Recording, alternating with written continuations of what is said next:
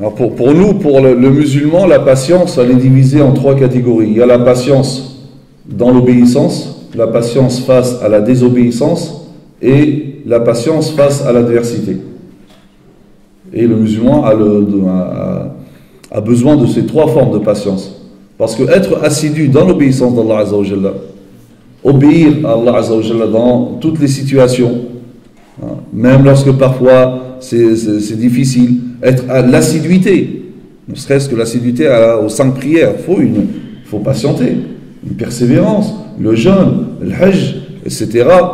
Donc il faut une patience dans l'exécution des lois d'Allah Azza wa Jalla. Il faut, parce qu'il y a une abnégation de soi, donc parce que al-nafs n'aime pas tout ce qui est obéissance, parce que al-nafs, en tant que profit terrestre, elle n'a rien.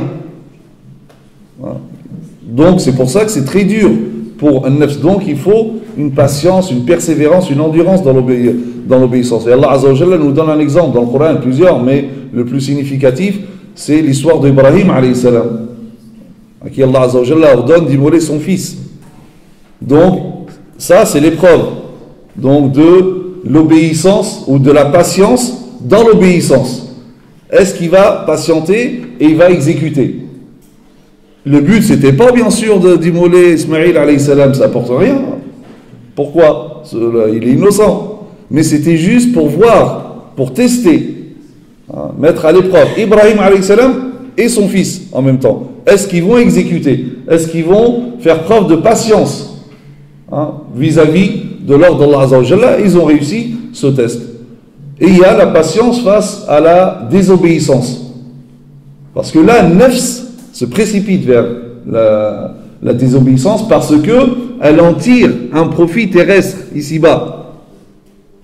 Et donc c'est pour ça qu'il est très dur de mettre le frein en face à la désobéissance. Le nafs se laisse aller rapidement vers la désobéissance, vers le péché. Et donc il faut faire preuve de patience face au péché, et notamment dans des contextes comme le nôtre. Le péché, il arrive, il rentre chez toi, à travers ton portable, à travers la télé, à travers Internet. C'est même pas toi qui vas vers le péché, c'est le péché qui vient vers toi.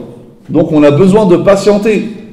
Et Allah Azza wa Jalla nous donne encore un exemple de ceci dans le Coran, à travers l'histoire de Yusuf alayhi salam. Et la patience face à l'adversité, aux épreuves de la vie, etc. Donc, parce que c'est normal, on a la vie en soi, c'est une épreuve, et donc il faut faire face à cette épreuve avec de la patience. Et le Coran nous donne encore là un exemple formidable qui est l'exemple du prophète.